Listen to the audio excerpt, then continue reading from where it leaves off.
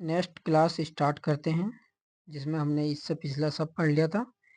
और इसका जो पहला क्वेश्चन है राजपूत काल से है।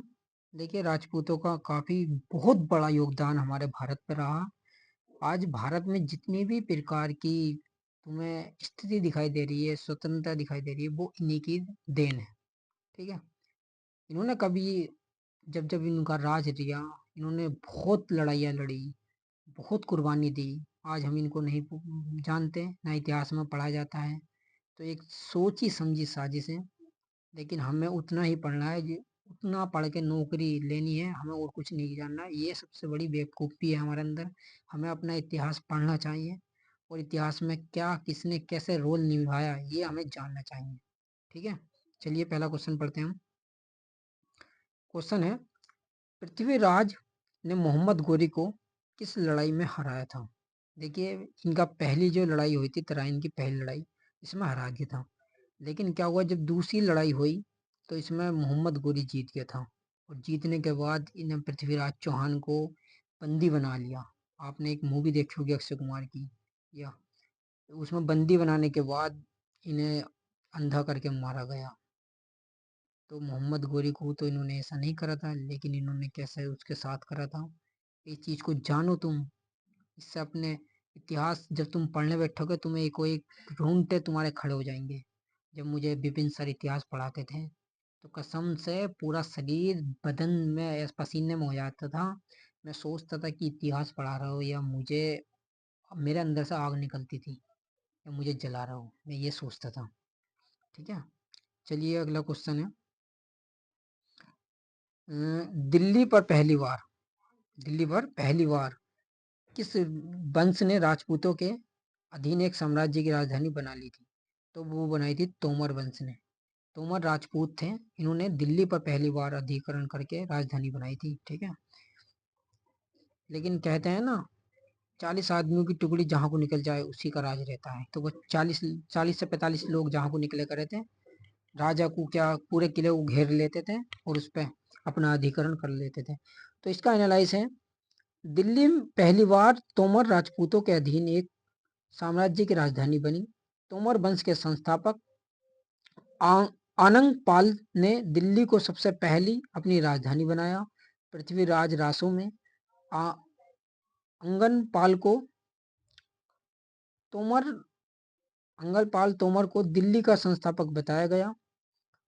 बिजोलिया शेख से पता चलता है कि बाद में बिसल देव ने तोमरों को पराजित कर दिया था और दिल्ली पर अधिकार कर लिया था। बिसल देव ने तोमरों को पराजित करके दिल्ली पर अधिकरण कर लिया था। ठीक है, अगला क्वेश्चन है। देखिए, अब जो भारत पे राज किया करते थे मुगल, वो मात्र अब उत्तर इलाके में रह गए थे। तो वहां के क्वेश्चन है कुछ। भारत में अंतिम मुगल राजा था बहादुर शाह जफर, जो 1857 की क्रांति में इन्होंने रोल निभाया था। अंग्रेजों ने इन्हें बर्मा भेज दिया था। कहाँ पे भेज दिया था? बर्मा। जब बहादुर शाह जफर 1837 से 1857 तक दिल्ली का एक लास्ट अंतिम बादशाह बन के बैठा था, तो जफर नाम था इसका, अंतिम मुगल बादशाह था। 57 की संग्राम में विद्रोह का साथ देने के कारण इसे रंगून बर्मा में निर्वासित कर दिया गया था, ताकि आप सुरक्षित रहो। एक सोची समझी साजिश थी कि आप अपना वंश चलाओ, हम मारेंगे किसे? हिंदुओं को, भारतीयों को। ठीक है, अंग्रेज ने भी भारतीयों को मारा, इन्हें कुछ नहीं मारा था। ठीक है, अगला है बंदा बहादुर, एक सिख नेता।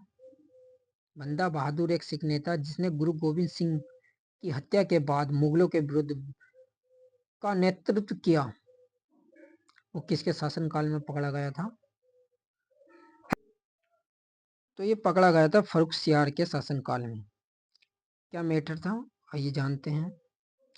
बंदा बहादुर एक सिख नेता जिन्होंने गुरु गोविंद सिंह की हत्या के बाद मुगलों के विरुद्ध विद्रोह का नेतृत्व किया। बंदा बहादुर का फर्रुखसियार के शासनकाल के दौरान पकड़ा गया और मारा गया। देखिए, सिख धर्म का भी काफी योगदान भारत के इतिहास में रहा है।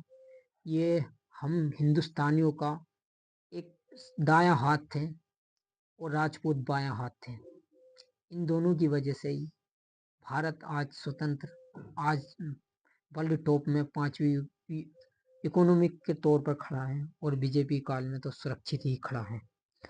देखिए फर्रुखसियार 1713 से 19 तक राजा था, दुर्बल था, कायर था और निंदीय होने के कारण इसे घृणित कायर भी कहा गया था। फर्रुखसियार को मुगल सिंहासन सैयद बंधुओं यानी कि अब्दुल्ला खां और हुसैन अली दोनों के सहयोग से मिला था। ठीक है, इनमें एकता थी पहले से ही। ये ऐसा सिस्टम, ऐसा नियम चलाते थे जिसे शरिया कहते थे, उसके थ्रू ही राज किया करते थे। कौन से मुगल सम्राट ने अंग्रेजों के एक प्रत्यक्ष कैदी के रूप में 6 वर्षों तक इलाहाबाद के किले में निवास किया? तो वो किया था शाह आलम द्वितीय के समय। ठीक है, अब बक्सर की लड़ाई हो रही थी, 1764 की बात है। अंग्रेजों ने परास्त होने के बाद शाह आलम द्वितीय ने अंग्रेजों से इलाहाबाद की संधि कर ली। इस संधि के द्वारा इलाहाबाद के जिले अवध में मिला लिए गए। जो इलाहाबाद के आसपास के जिले थे वो अवध में मिला लिए गए और शाह आलम द्वितीय ने बंगाल, बिहार, उड़ीसा का राजस्व वसूलने का अधिकार कंपनी को 26 लाख रुपए सालाना खर्च पर दे दिया। कौन होता है शाह आलम द्वितीय, बताओ? तीनों का बादशाह बन के 26 लाख रुपए में अंग्रेजों का तलवा चाटने वाला शाह आलम, जानता है कोई? इतना बड़ा धोखा करा था इन्हें। परंतु ये 6 साल तक ही चली थी संधि, 1771 में टूट गई। ठीक है, अब आइए सिख धर्म। जैसे मैं बता दिया हूँ वैसा इससे भी खतरनाक है इतिहास, आप पढ़ेंगे तो जानेंगे। अगला क्वेश्चन है, गुरु गोविंद सिंह ने खालसा पंथ की स्थापना किस वर्ष में की थी? तो गुरु गोविंद सिंह ने जो खालसा पंथ की स्थापना की थी 1699 में की थी। 13 अप्रैल 1699 में खालसा पंथ की स्थापना की थी। देश और धर्म की रक्षा के लिए सिख धर्म के 10वें गुरु गोविंद सिंह थे। ठीक है, देश और धर्म की, आप समझ लो, धर्म यानी कि हिंदू धर्म की रक्षा के लिए उन्होंने ये कदम उठाया था। हिंदू धर्म से अलग नहीं है, बौद्ध धर्म भी हिंदू धर्म से अलग नहीं है, ये अभिन्न अंग है। ठीक है, अगला क्वेश्चन है, गुरु नानक देव जी का जीवन वृत्तांत किसने लिखा? यानी कि इनके गुरु नानक देव के जो ऊपर जो जीवांत लिखा वो किसने लिखा? तो वो अर्जुन देव ने लिखा था। लेकिन अर्जुन देव को भी फांसी पर लटका दिया था एक मुगल बादशाह ने। हम पढ़ते हैं, गुरु नानक देव जी का जीवन के बारे में अर्जुन गुरुदेव ने लिखा। अर्जुन गुरुदेव सिख धर्म के 5वें गुरु थे जिनका जन्म 1563 में पंजाब के गोइंदवाल में हुआ था। इन्होंने वर्ष 1604 में आदि ग्रंथ की रचना की। इन्होंने स्वर्ण मंदिर का निर्माण कराया और वे शहीदीन दे सरताज के रूप में प्रचलित थे, जिन्हें जहांगीर ने राजकुमार राव की मदद के आरोप में मार दिया। बताओ, जहांगीर ने इन्हें मार दिया था, फांसी की सजा करा दी थी। ये किसी के नहीं हुए मेरे भाई, पहले से ही अगर इनका इतिहास पढ़ा जाए तो पहले से ही ये हमारे दुश्मन है। कुछ लोग कहते हैं हिंदू मुस्लिम बीजेपी कराती है, ऐसा नहीं है। इतिहास पढ़ोगे तो तुम्हें खुद समझ में आएगा। अगला क्वेश्चन है, गुरु गोविंद सिंह की समाधि कहाँ स्थित है? गुरु गोविंद सिंह की समाधि नांदेड़, नांदेड़ महाराष्ट्र में स्थित है। 7 अक्टूबर 1708 को गुरु गोविंद सिंह ने महाराष्ट्र के नांदेड़ स्थित में हजूर साहिब में अपने प्राण को त्याग दिया।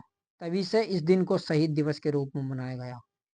और गुरु गोविंद जी का जन्म 22 दिसंबर 1666 को पटना साहिब बिहार में हुआ था। देखिए बिहार से कहाँ गए थे? पंजाब में। ठीक है, तो ऐसा नहीं है, बहुत बड़े बड़े विद्वान भारत में जन्मे हैं। अगला क्वेश्चन है, गुरु कौन से गुरु हैं जिन्होंने मुखी लिपि का वो किया है? तो ये थे गुरु अंगद। 10वें गुरु में इन्हें जाना जाता था और इन्होंने गुरु मुखी लिपि का रचना की थी। सिख धर्म के संस्थापक गुरु नानक थे और पंजाबी भाषा में इन्होंने लिपि लिखी थी, पंजाबी भाषा में। ठीक है, अब अगला क्वेश्चन है, इसने किस सिख गुरु के आदि ग्रंथ की रचना की थी? इनमें से किसने? ठीक है, आइए देखते हैं। ये की थी गुरु अर्जुन देव जी ने। अर्जुन देव जी का जन्म 1563 से 1606 तक जिंदा थे। ये सिखों के 5वें गुरु थे। जिन्होंने सिखों के धार्मिक ग्रंथ यानी आदि ग्रंथ की रचना की। उसमें नियम इन्होंने लिखे, कैसे चलना है, कैसे समाज को एकता बनाना है। और 5वें गुरु सिख गुरु एवं 18वें हिंदू संतों के उपदेश का संग्रह है इसमें।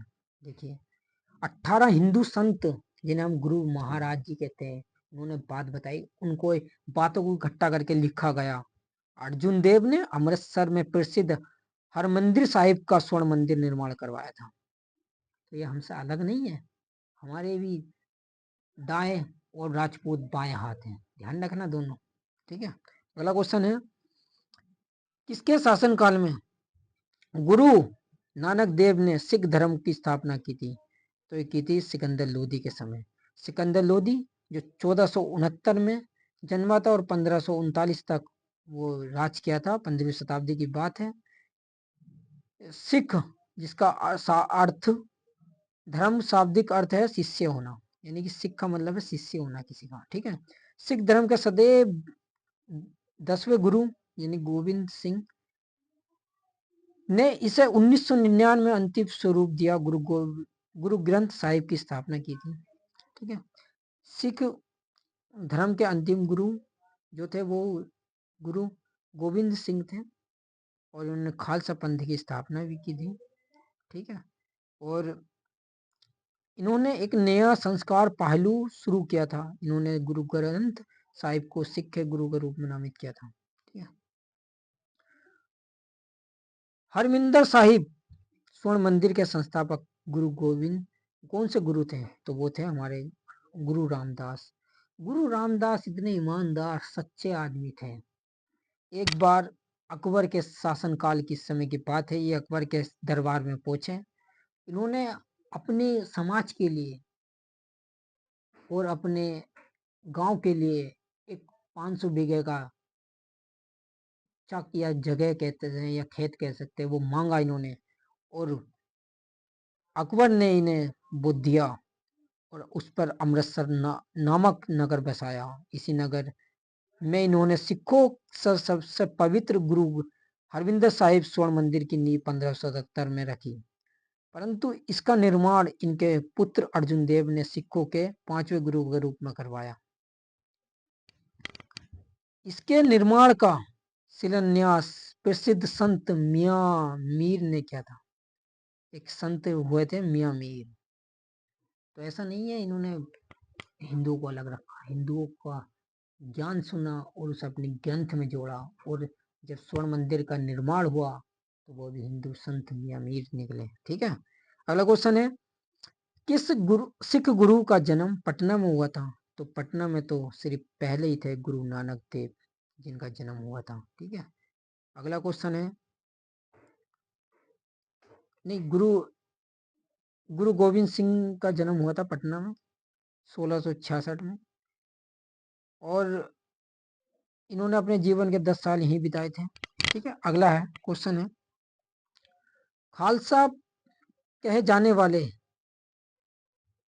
वाले योद्धाओं का समुदाय किस गुरु सिख के अंतर्गत आता है? तो वो आता है गुरु गोविंद सिंह जी के। अब मैं इसमें से कुछ पॉइंट आउट आपको बताता हूँ। देखिए, खालसा का अर्थ शुद्ध। खालसा पंथ की स्थापना 1699 में हुई थी, गुरु गोविंद सिंह जी ने की थी, 10वें थे। और अगला क्वेश्चन पढ़ते हैं फिर, खालसा पंथ के संस्थापक कौन थे? खालसा पंथ के संस्थापक जो थे गुरु गोविंद सिंह थे। डी आंसर है। अगला क्वेश्चन है, इसमें एक बात और है, जो 9वें गुरु तेग बहादुर थे, 9वें ने आनंदपुर शहर की स्थापना की थी। अब आनंदपुर शहर है कोई है ही नहीं, बदल दिया अंग्रेजों ने।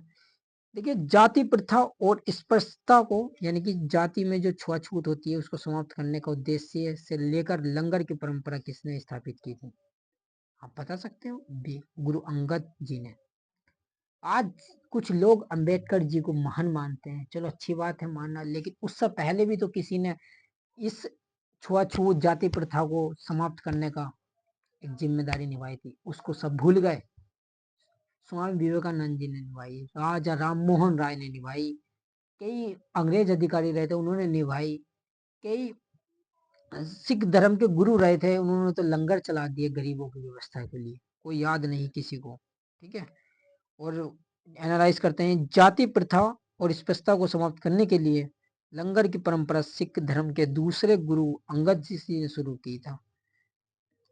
प्रत्येक सिख मंदिर में लंगर की व्यवस्था होती है और अंगद देव का पूर्व नाम लहना था। ठीक है, अगला क्वेश्चन है स्वर्ण मंदिर किस शहर में है? तो ये तो आपको पता ही है, अमृतसर में है। ठीक है, चलिए अगला क्वेश्चन है। अगला क्वेश्चन है विविध के क्वेश्चन है जी, इसके मिलान करने हैं। मिलान ये है कि मार्को पोलो जो था वो कहाँ से आया था? ये इटली से आया था। और इबन बतूता मार्को से आया था। और अलबरूनी जो आया था उज्बेकिस्तान से आया था, ये मोहम्मद गोरी के समय आया था। और फ्रैंकोइस वेनियर जो आया था फ्रांस से आया था। ठीक है, अगला क्वेश्चन है 96 क्वेश्चन है अमीर खुसरो ने कि किस विकास की अग्रणी भूमिका निभाई थी? तो वो निभाई थी खड़ी बोली में। अमीर खुसरो ने खड़ी बोली विकास में अग्रणी भूमिका निभाई थी। अमीर खुसरो का जन्म उत्तर प्रदेश के एटा में हुआ था, ये हम पढ़ चुके हैं। और इन्होंने काफी पुस्तकें लिखी थी, जिसका नाम आशिका, नूह सिपेर, तुगलकनामा, खजाइन उल फुतू द्वारा काफी ग्रंथ है इनके लिखे हुए। लेकिन आज के समय में अगर हम इन्हें पढ़ने बैठे तो समाज में एक नफरत पैदा होगी, क्योंकि इन्होंने नफरत के रूप में ही शासन किया है भारत पे। ठीक है, चलिए भारत के सुख यानी कि अमीर खुसरो का जन्म पटियाला में हुआ था, पटियाला। ठीक है, ये है भारत के अमीर खुसरो का जन्म पटियाला एटा जिले में हुआ था, ये हमने पढ़ चुके हैं हम। ठीक है, अगला क्वेश्चन है मध्यकालीन भारत में जीतल का अर्थ क्या होता है? जीतल का अर्थ होता है सिक्का यानी कि कॉइन्स।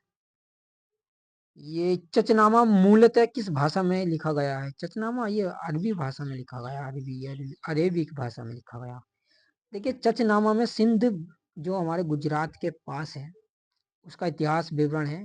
अरबों ने इसे सिंध को विजय कर लिया था उस टाइम पे, तो चचनामा एक राजवंश था उनका, और अरबों का विवरण इसमें पुस्तक में लिखा गया है। और इस फारसी में अनुवाद है, और जिसने लिखा था वो अली बिन अबू बकर कुर्फी द्वारा किया गया। ठीक है, अगला क्वेश्चन है 100 क्वेश्चन कंप्लीट हो चुके हैं। देखिए 15वीं 16वीं शताब्दी के दौरान वाणिज्यिक व्यापार के लिए आमतौर पर हुड्डी का इस्तेमाल किया जाता था। हुड्डी का क्या अर्थ है ये बताना है। हुड्डी का अर्थ है विनिमय पत्र यानी बिल ऑफ एक्सचेंज। ठीक है, देखिए हुड्डी का इस्तेमाल विनिमय पत्र के रूप में होता था। हुड्डी का इस्तेमाल एक निजी साख उपकरण के रूप में जब बैंक नहीं थे तब होता था। हुंडी को सरकार या कानून द्वारा नियमित नहीं किया जाता था, जमींदारों द्वारा, जमींदार किया करते थे इस काम को। ठीक है, अब अगला क्वेश्चन पर हम बात करेंगे अगली क्लास में आधुनिक इतिहास यानी मॉडर्न हिस्ट्री। आज के लिए इतना ही काफ़ी। चलो धन्यवाद, पढ़ते रहिए और समझते रहिए इतिहास क्या है। एक दिन को हम अच्छी तरीके से कहानी से बताएंगे इतिहास क्या है। ठीक है, लाइक कर लीजिएगा, सब्सक्राइब कर लीजिएगा, ताकि प्रत्येक वीडियो आपके नोटिफिकेशन के रूप में आपके सामने आ सके। थैंक यू, धन्यवाद।